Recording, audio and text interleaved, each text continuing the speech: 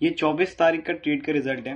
मतलब कि 24 तारीख को जिस हमने स्ट्रैटेजी से यानी जिस लॉजिक से ट्रेड लिया था, मार्केट ने हमें उस फेवर में ट्रेड दिया, लेकिन अपना पूरा एसएल लेने के बाद हमारे फेवर में गया। लेकिन ठीक है, जो हमारा ये वाला ट्रेड था, ये वाला ट्रेड को हमने कॉस्ट टू कॉस्ट काटा है, जिसका मुझे बहुत दुख है, क्योंकि ये ट्रेड काफ़ी ऊपर तक गया, यानी हमारे लेवल तक गया, मतलब बहुत ही ज़्यादा ऊपर तक। हम इसे 47 तक का होल्ड करते, बट कोई बात नहीं, दिखाता हूँ इस ट्रेड का लॉजिक क्या था, मैं बताता हूँ।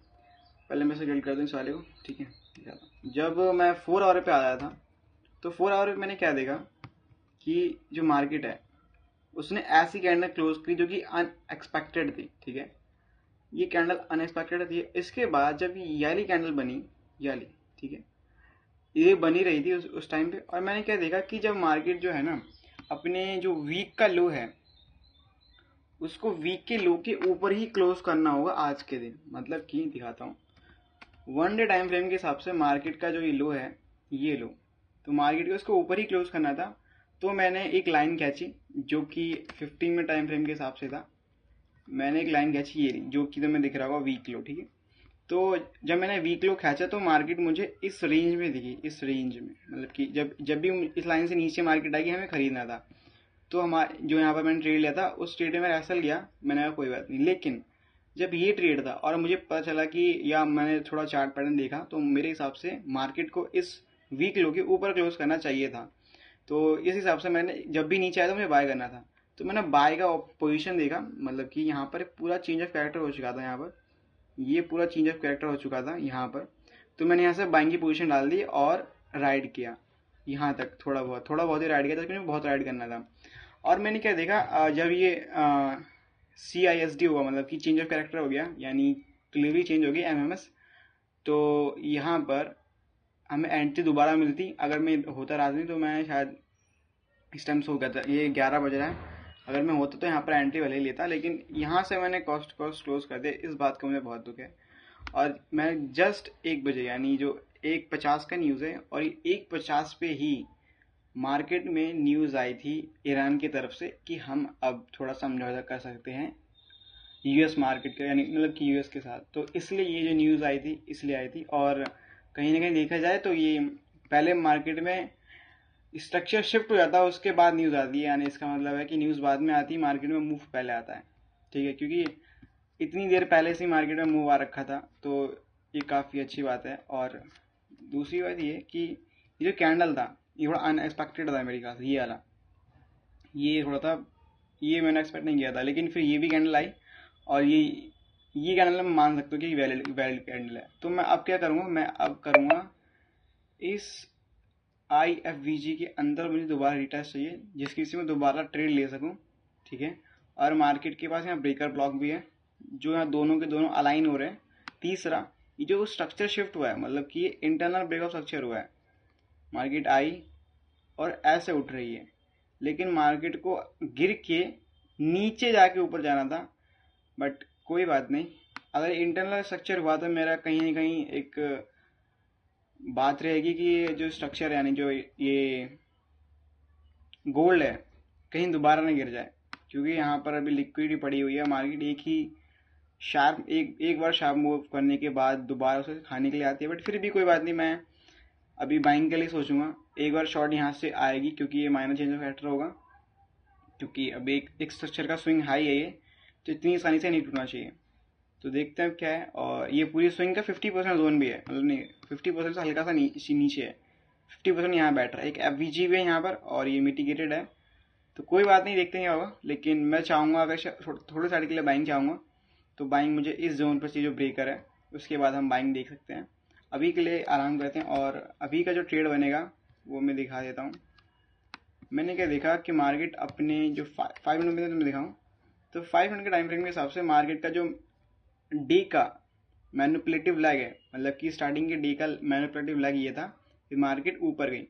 और मार्केट जब अपने फुल पोटेंशियल तक चला जा चुकी है, फुल पोटेंशियल तक, और अपने इस जोन पे आई, और ये जो लिक्विडिटी बिल्ड करी है नो वॉल्यूम वाली, इसको पहले मार्केट खाए फिर नीचे आए। दिखाता हूँ क्यों। क्योंकि यहाँ पर पहले तो मार्केट ने स्वीप किया, इस लेवल को स्वीप करने के बाद यहाँ पर स्ट्रक्चर शिफ्ट कर दिया, चेंज ऑफ कैरेक्टर कर दिया, अब मार्केट अपने फर्स्ट एफवीजी पे जाएगी, वहां से एंट्री बनेगी। तो मैं यहाँ पर एक एंट्री के लिए सोच रहा हूँ, और मैं एक क्यों सोच रहा हूँ ये भी दिखाता हूँ एक बार, और इसका एक और कंफर्मेशन है कि मार्केट यहाँ तक क्यों आएगी। वैसे ऐसा कायदे से यहाँ होना चाहिए, बट फिर भी मैं थोड़ा सा छोटा लगाऊंगा क्योंकि थोड़ा सा रिस्क रिवॉर्ड ज़्यादा बढ़ना चाहिए, ठीक है। और जैसे कि मैं और दिखाऊं तो यहाँ पर हमें एक चीज़ दिखा, हाँ यहाँ पर मुझे एक चीज़ दिखा, क्या कहते हैं, ये जोन, मतलब कि यहाँ पर मार्केट इतनी शार्पली गिरी कि उसने गैप अप कर दिया। यहाँ पर इस कैंडल में गैप है, तो मैं चाहूँगा कि मार्केट इस गैप को फिल करने के लिए यहाँ पर आए, और यहाँ पर एक एफवीजी भी है, तो थोड़ा कंफर्मेशन हो जाता है। अब ये मिड नाइट की रेंज है, मिड नाइट की रेंज मैंने बना दी है। अब मैं इसका हाई टू लो लगा देता हूँ, देखते हैं कि मार्केट का पोटेंशियल क्या होगा, कहाँ से कहाँ तक गिर सकती है। और यहाँ पर मुझे एक एफवीजी भी देखना है, स्टैंडर्ड डेविएशन मैंने लगा दिया, ठीक है। और ठीक है, तो यहाँ पर मुझे कोई एफवीजी दिख रही है, नो कोई एफवीजी नहीं है, ऊपर लिक्विडिटी है तो जानी चाहिए। अब मैं इसका वो देख लेता हूँ, ठीक है। मार्केट में इस जोन पे एक माइनर रिएक्शन का मतलब कि यहाँ पर हमारा सिल्वर बुलेट का जो एरिया है, एफवीजी भी उसी एरिया पे बैठ रही है। तो देख सकते हैं कहीं ना कहीं अगर यहाँ मार्केट आती है इस लेवल पे तो मैं शॉर्ट मारना चाहूँगा, बाइंग के लिए नहीं, क्योंकि बाइंग वैसे भी 2% से ऊपर गोल्ड ऊपर जा चुका है। तो आज के लिए मेरे ख्याल से गोल्ड थक गया होगा, और ठीक है। और एक चीज़ और, क्या कहते हैं, ये हिलता क्यों है, इसको मुझे करना होगा, ठीक है।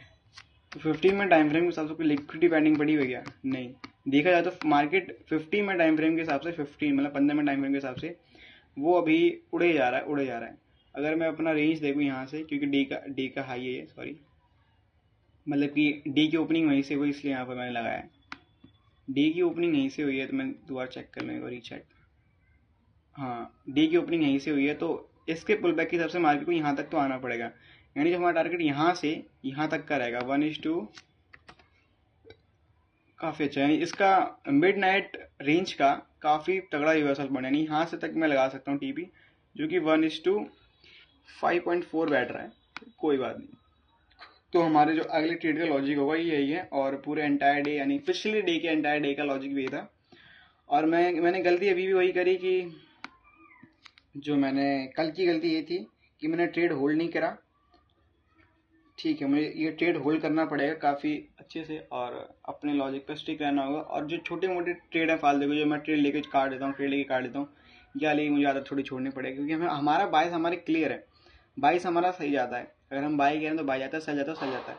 लेकिन हमारी एंट्री पॉइंट में थोड़ी दिक्कत आ जाती है, या ऐसा हो जाता है, या हम काट देते हैं, बस इसी चीज़ की दिक्कत है, बाकी सब ओके है।